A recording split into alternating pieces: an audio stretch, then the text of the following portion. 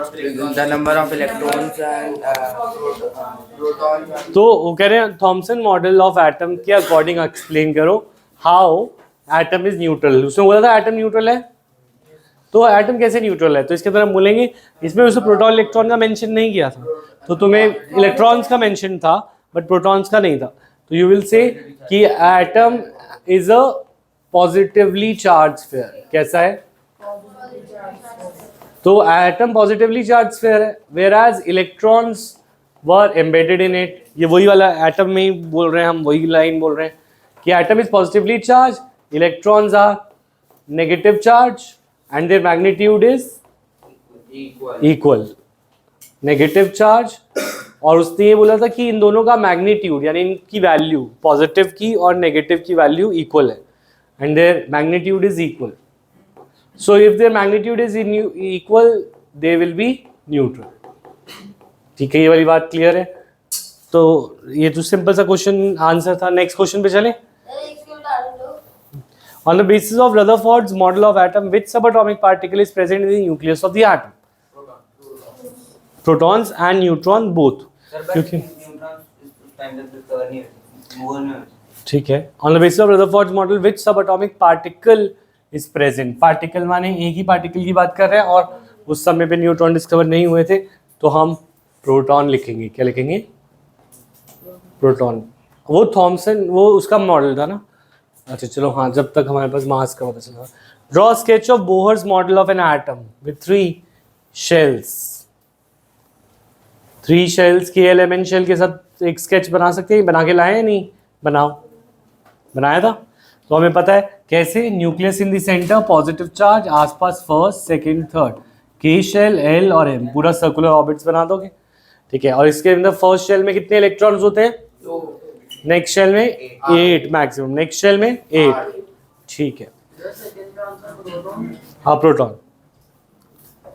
अच्छा, what do you think would B observe if alpha particle is carried out using a foil other than gold? Gold is the most malleable. Very important question. Important नहीं, good question. ठीक है, कि क्या कह रहा है कि गोल्ड को छोड़कर अगर कोई और फॉइल यूज करी जाती तो क्या होता? सर उसमें 1000 जितना का 1000 आटम जितने का कम नहीं कर सकते थे, वो इतना मैलिएबल सब्सटेंस नहीं होता। हाँ, मैलिएबल नहीं होता, तो क्या ऑब्जर्वेशन होती? सर आधे से ज्यादा पार्टिकल रिफ्लेक्ट कर जाते हैं। हाँ, तो इसका आंसर लिखेंगे। What do you think would be the observation if alpha particle is carried out using a foil of metal other than gold? We know हमने गोल्ड को यूज किया, क्यों किया? Because gold is most malleable. Gold is most malleable का मतलब है कि ये सबसे थिन फॉइल बन सकती है इसकी, तो ये सबसे थिन फॉइल बनाई जा सकती है इसकी, तो मैलिएबल है। सेकेंडली, ये इतना थिन है कि जो फॉइल हमने यूज करी थी, the foil that we used was 100 atom thick, 1000 atom thick. Foils we used was, we use नहीं, Rutherford use was 1000 atoms thick. तो अगर जो इससे भी थिकर फॉइल होती, ठीक है, 1000 एटम से थिकर फॉइल होती, तो इस केस में the alpha particles would not have come out of the foil, वो अंदर ही रह गया होता। तो अल्फा पार्टिकल जो है वो क्यों निकल पा रहा था उससे? क्योंकि सिर्फ 1000 एटम थिक थी, तो इतनी उसके पास एनर्जी होती थी कि it could go through the foil. पर most of the space although empty होती है, पर 1000 एटम्स के बीच में कहीं ना कहीं तो वो फंस ही जाएगा 1000 के बाद, अगर बहुत ज़्यादा एटम्स हैं, बिलियंस ऑफ एटम्स आ गए अगर हमारे उस शेल में। तो point is this, if any other metal would have used, we would have used, if any other metals foil we would have used,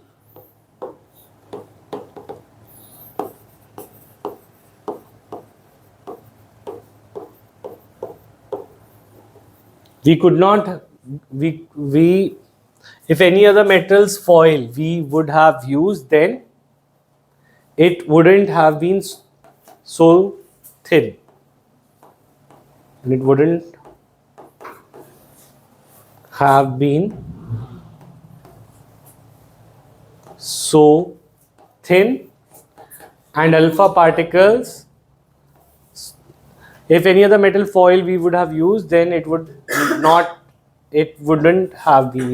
have been so thin, and alpha particles would get stuck inside it.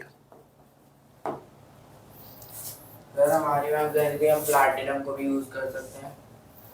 Platinum malleable तो नहीं है, malleable नहीं है platinum इतना। Platinum inert होता है, inert वाली चीज़ों में यूज़ करते हैं प्लैटिनम को, जैसे उनमें जब हम कोई बर्निंग वगैरह का सैम्पल एक्सपेरिमेंट करते हैं तो प्लैटिनम वायर यूज़ करते हैं। प्लैटिनम बहुत जगह यूज़ होता है पर यहाँ पे नहीं। तो हम बोल रहे हैं if any other metal foil would have been use then the alpha particle would have got stuck inside it. ठीक है, क्लियर ये पॉइंट? ठीक है, तो नेक्स्ट क्वेश्चन पे चले, नेक्स्ट पार्ट। न्यूट्रॉन्स। न्यूट्रॉन्स किसने डिस्कवर किए थे? James Chadwick. It has no charge and mass equal to that of a proton. Proton और न्यूट्रॉन का मास इक्वल होता है पर इस पर चार्ज नहीं होता। ठीक है, क्लियर ये पॉइंट? ये तो आ रहा है तेरे पेपर में। Name 3 subatomic particles of the atom. Electron, proton, neutron. अच्छा, helium has an atomic mass of 4u। Helium का मास वो कह रहा है 4u है। ठीक है, और 2 protons in it, how many neutrons does it have? क्योंकि हाँ, ऊपर वाला होता है एटॉमिक मास नंबर और दीपिका नीचे वाला होता है atomic number. Atomic number proton के इक्वल होता है और mass number neutron plus proton के। तो अगर हम बोले प्रोटॉन 2 हैं तो न्यूट्रॉन कितने होंगे कि टोटल 4 हो जाए? तो आंसर वुड बी 2। ये वाली बात समझ में आई? तो you can also find neutron by subtracting mass number minus atomic number. तो A is the mass number, ऊपर वाले नंबर से नीचे वाला नंबर को माइनस कर दो, you will get number of neutrons in any atom. For example carbon 14 के अंदर कितने न्यूट्रॉन्स हैं? 8, क्योंकि 14 माइनस 6 तो नंबर ऑफ न्यूट्रॉन्स आ जाते हैं। क्लियर है ये पॉइंट? तो how many neutrons in carbon 14? ठीक है, how many electrons in chlorine 37? How many electrons? 20। How many electrons in chlorine 17? नीचे इसका एटॉमिक नंबर 17 है तो इसके इलेक्ट्रॉन भी 17। अच्छा, how many neutrons in it? 20। 37 minus 17. How many protons in it? 17। हाँ बोलो। प्रोटॉन इलेक्ट्रॉन इक्वल होते हैं, अभी बोला ना, एटम जो होता है न्यूट्रल होता है, तो प्रोटॉन इलेक्ट्रॉन दोनों 17 और न्यूट्रॉन जो है 20 हो गए इधर। क्लियर ये पॉइंट? बढ़ सकते हैं आगे। नेक्स्ट, अच्छा फिर आते electronic configuration.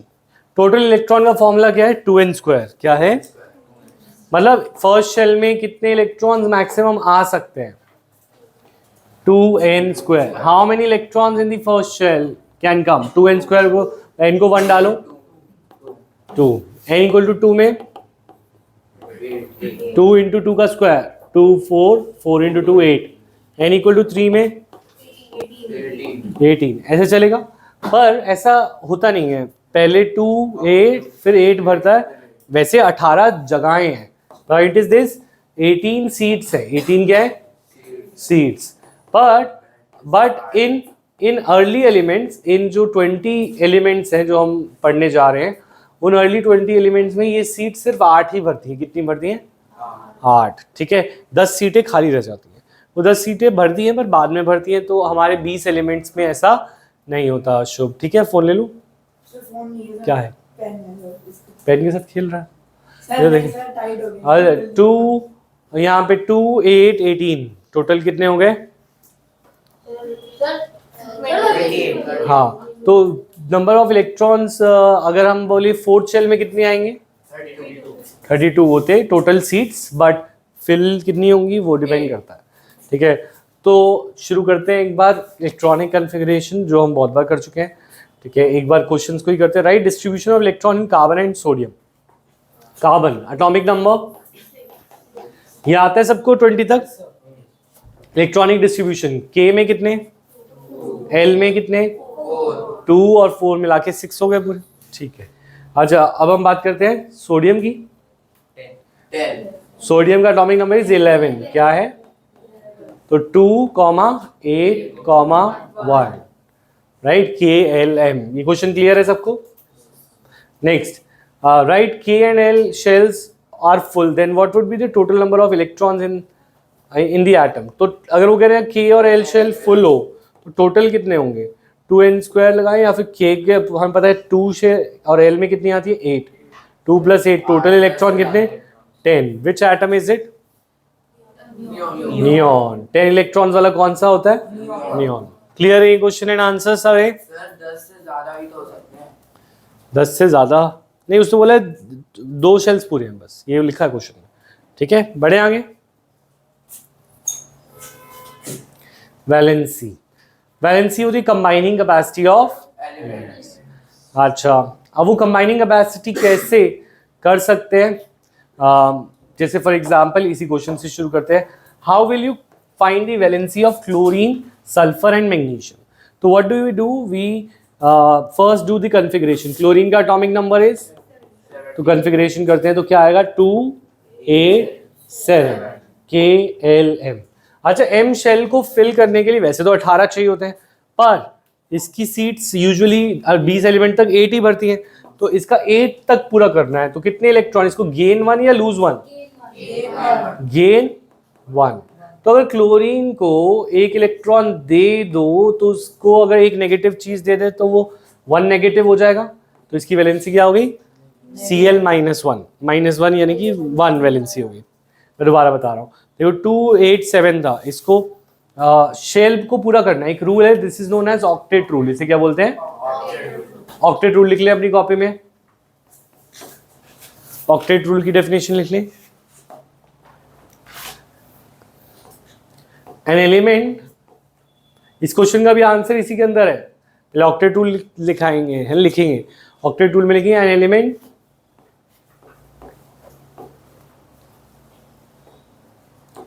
either gains, lose or shares electron in order to have gains, lose or shares electrons, gains, loses or shares electrons in order to have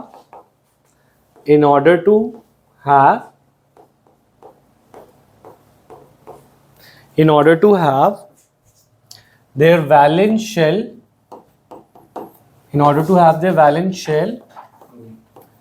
completely filled, valence shell completely filled.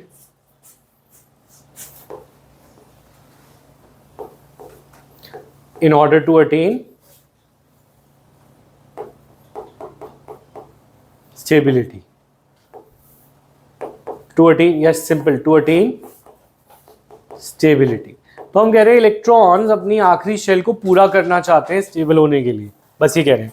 तो पहली shell, के shell में 2 electron आते हैं, पहली shell को पूरा करने के लिए 2 इलेक्ट्रॉन चाहिए होते हैं, तो फर्स्ट शेल में 2 इलेक्ट्रॉन, सेकेंड शेल में 8 आते हैं मैक्सिमम, तो लास्ट शेल को अगर उसकी सेकेंड शेल लास्ट हो तो उसे 8 पूरे करने हैं। और एम शेल में वैसे तो 18 आते हैं, पर फिर 18 सीट्स हैं पर बैठते कितने हैं? 8 ही स्टार्टिंग में, तो 8 ही पूरे करते हैं। तो 288 पूरा करना है हमें। क्या पूरा करना है? 288। अब क्लोरीन की बात करें तो उसमें 287 है। हमें इस अगर क्लोरीन को स्टेबल होना है तो उसे अपनी आखिरी शेल पूरी करनी है। Valence shell means last shell, तो 7 है, तो 7 को 8 कैसे बनाए? +1 इलेक्ट्रॉन करके, एक इलेक्ट्रॉन गेन करना है। मैं तुझे नेगेटिव चीज़ दूँ तो तू नेगेटिव हो जाएगा ना, तो इसी तरीके से ये इलेक्ट्रॉन देने से Cl -1 हो जाएगा। तो Cl की वैलेंसी क्या है? -1। क्लियर है ये पॉइंट? ठीक है, अब ऐसे सल्फर की करके देखते हैं। सल्फर का एटॉमिक नंबर इज 16। इसकी कॉन्फ़िगरेशन क्या हुई? 286। इसे वैलेंस शेल पूरा करने के लिए कितने इलेक्ट्रॉन चाहिए? 2। तो इसकी वैलेंसी क्या हुई? गेन 2 करने के लिए it will become -2, sulphide ion बनेगा। क्लियर है? अच्छा, मैग्नीशियम Mg, एटॉमिक नंबर 12, तो कॉन्फ़िगरेशन 282। गेन या लूज? लूज कितने? हाँ भाई, उसकी इज्जत इनकी। लूज 2। तो Mg 2+1 दो लूज हुए ना, क्योंकि आखिरी शेल पूरा करना है। आखिरी शेल हम इसको समझ रहे हैं हम, क्योंकि इसको दो लूज करना आसान है या 6 गेन करना, दो लूज करना, तो हम दो लूज करके आखिरी शेल को पूरा कर लेते हैं। हाँ, राउंड ऑफ की तरह हो गया, ठीक है। 4 में तो दोनों ले सकते हैं ना, +4 माइनस। आ रहा है वो शेल ऊपर है भाई। 4 में दोनों ले लेते हैं ना, +4 और माइनस। हाँ, फास्फोरस की दो वैलेंसी कैसे है? 3 और 5 फॉस्फोरस गेन भी कर लेता है 3 और लूज भी कर सकता है 5। Sir exception. और भी सबकी ही होती हैं ऐसी, पर हमने पढ़ाई 10 तक ऐसी जाती है। क्लियर है, नोटेड। नेक्स्ट क्वेश्चन करें, ठीक है। ये अभी हम कर चुके हैं इलेक्ट्रॉन प्रोटॉन वाली बातें, तो ये क्वेश्चन नंबर 1 और 2 करते हैं। If number of electrons in an atom is 8, the number of proton is also 8, then what is the atomic number? 8. Which element is it? Oxygen. Oxygen. And what is the charge on the atom? 0, क्योंकि 8 electron 8 proton, 8 negative 8 positive, total 0। Clear है point. Next, अच्छा, with the help of table 4.1 find out the mass number of oxygen and sulphur ion. ये atom sulphur और atom का मास ढूंढना है। तो oxygen का एटॉमिक नंबर 8, इसके नंबर ऑफ न्यूट्रॉन्स भी 8, तो 16 आता है। और सल्फर में 16 इसका एटॉमिक नंबर और 32 इसका मास। तो अब मुझे बताओ कि इसमें प्रोटॉन इलेक्ट्रॉन न्यूट्रॉन कितने? इसमें 8 प्रोटॉन 8 इलेक्ट्रॉन और न्यूट्रॉन भी 8। इसमें प्रोटॉन 16, इलेक्ट्रॉन 16 और न्यूट्रॉन भी 16। क्लियर है पॉइंट, ठीक है। आइसोटोप से आगे हमने कर लिया था यस क्या? बता दिया 32 था उसका 16। अच्छा, 15 question. Rutherford's alpha scattering experiment was responsible for discovery of atomic nucleus. Nucleus मिला था कि नहीं?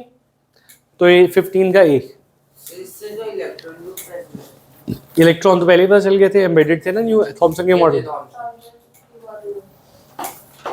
Isotopes of the element have same physical property, different chemical property, different numbers of neutron या different atomic number? Same different chemical property. Different नहीं, chemical property is same. Chemical property same होती है, physical property different होती है। और different number of neutron. Isotopes में क्या differ करता है? Different number of neutrons. Clear है ये point? ठीक है। Number of valence electron in Cl minus ion. Cl minus ion बनाना है, तो 2 8 7, एक इलेक्ट्रॉन ऐड कर दो तो कितने हो गए? 2 8 8, तभी तो Cl माइनस बना Cl की जगह 2 8 8। 80। सर क्या आता है आइसोटोप डिफरेंट? ये जल्दी से नोट कर।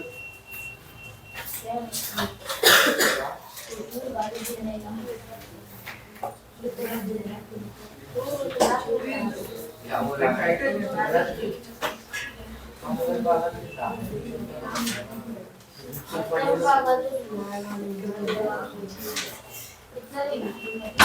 Yes, noted.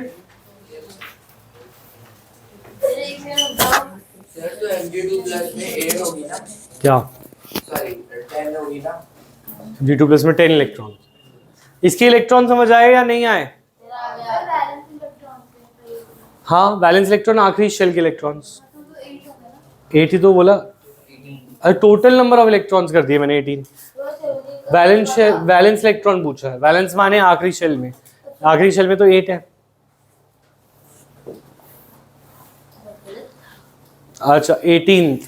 Which one of the following configuration is that of sodium? Sodium का एटॉमिक नंबर क्या है? 11, तो 2 8 1 वाली है। ठीक है, क्लियर है पॉइंट। ये टेबल फॉलो करते हैं, complete the table. Fluorine first. अच्छा चलो, ये घर से करके लाओगे है ना, और होमवर्क दिखा दूं। क्वेश्चन नंबर 1 to 9 नहीं, क्वेश्चन नंबर 1 to 9 और लास्ट वाला कौन सा था? 19। अच्छा इधर देखिए, if Z is 3, what is the valency of the element? Atomic number is 3, Z equal to 3, तो क्या होगा इसकी कॉन्फ़िगरेशन? 2, 1। गेन 1 या गेन 7 या लूज 1? लूज 1। तो थर्ड एलिमेंट हैवी कौन सा? लिथियम। तो लूज 1, तो एक इलेक्ट्रॉन हटने पर एक पॉजिटिव हो जाएगा। तुम्हारी जिंदगी से एक नेगेटिव चीज निकाल दे तो तुम एक पॉजिटिव, तो Li+1, वैलेंसी इज +1। ठीक है, क्लियर है? Composition of nuclei of the two atomic species X and Y is given. Give the mass number of X and Y. अच्छा, X के अंदर 6 और 6 है न्यूट्रॉन, तो मास नंबर क्या हुआ? 12। इन दोनों को ऐड करके आएगा। अच्छा, और Y का 14 आएगा। अच्छा, what is the relation between the two species? दोनों का एटॉमिक नंबर क्या है पर मास नंबर? तो आइसोटोप, क्या इनके बीच का रिलेशन हो गया? They both are isotopes, like carbon 12 and carbon 14। ये वाली बात समझ में आई या नहीं? ठीक है। Which of the following statement is true or false? J.J. Thomson proposed that nucleus of the atom contains only nucleons. False. Nucleus के बारे में उसने information ही नहीं दी थी। A neutron is formed by an electron and a proton combining together. True or false? Neutron सिर्फ neutron है ना, इसमें प्रोटॉन का कोई हाथ नहीं है, therefore it is neutral, ऐसा कुछ नहीं है। ये भी false हो गई। ठीक है। The mass of an electron is 1/2000 times of that of proton.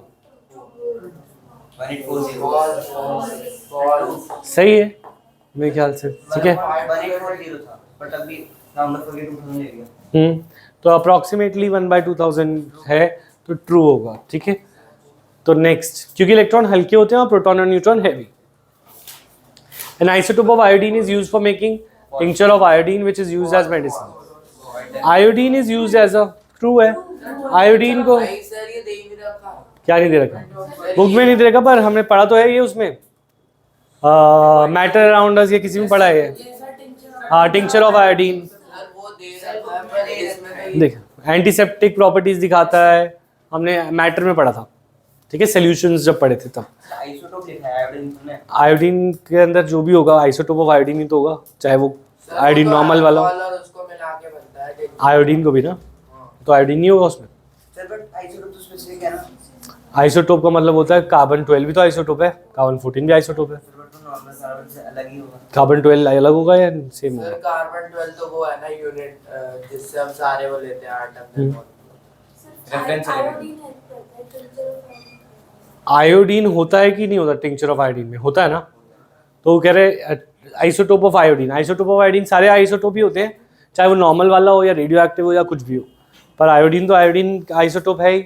Iodine का आइसोटोप टिंक्चर ऑफ आयोडीन बनाने में यूज होता है। यस, होता है। नेक्स्ट, तो क्लियर है ये पॉइंट? बाकी सारे क्वेश्चंस करा दिए मैंने, बस 1 to 9 कर लोगे और 19 क्वेश्चन। आज का होमवर्क दिखा दे।